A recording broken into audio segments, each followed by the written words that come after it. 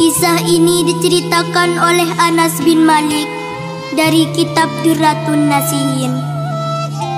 Suatu pagi, usai sholat Idul Fitri, seperti biasa Rasulullah SAW mengunjungi rumah demi rumah untuk bersilaturahim dan mendoakan kaum muslimin. Mereka semua terlihat gembira, terutama anak-anak. Tiba-tiba Rasulullah SAW melihat seorang gadis kecil duduk bersedih di ujung jalan. Gadis kecil itu memakai pakaian bertambal, memakai sepatu usang. Rasulullah bergegas menghampiri. Gadis kecil itu menangis terseduh-seduh sambil menutup wajah. Dengan penuh kasih sayang, Rasulullah memegang lembut kepala gadis itu. "Mengapa kamu menangis? Bukankah ini adalah hari raya?" tanya Rasulullah.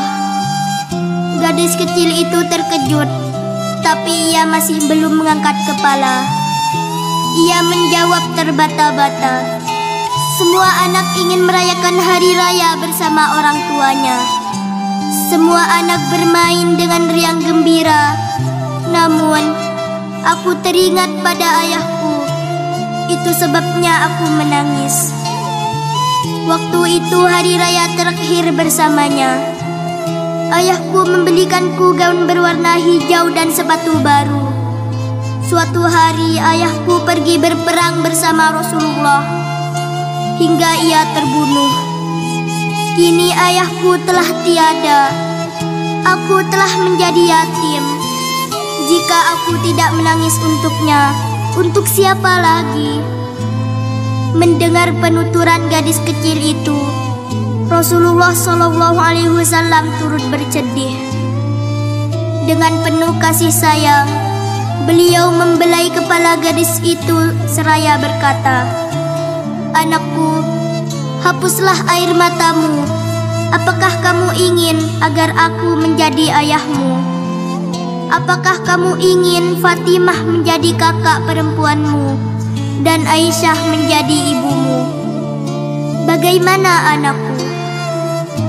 Mendengar rentetan kalimat tersebut, gadis kecil itu berhenti menangis. Ia mengangkat kepala dan memandang laki-laki yang membelai kepalanya dengan takjub. Ia seolah tidak percaya dengan penglihatannya. Masya Allah, benar laki-laki ini adalah Rasulullah. Gadis kecil itu mengangguk setuju.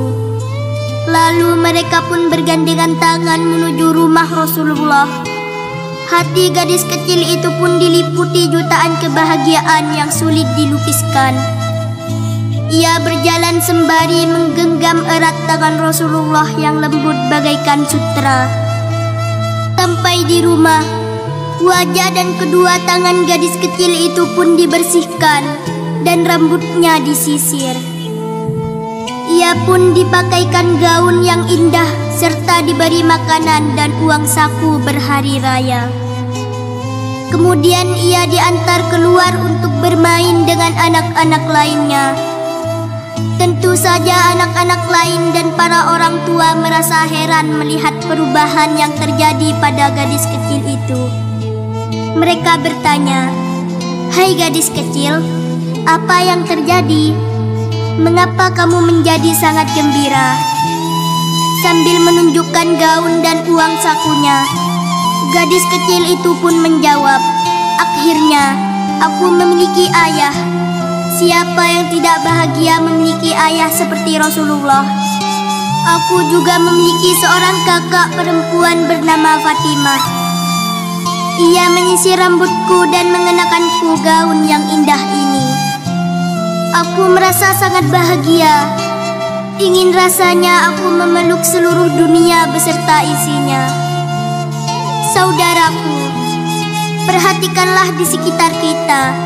Banyak anak yang tak lagi memiliki seorang ayah, ibu, atau bahkan kedua-duanya.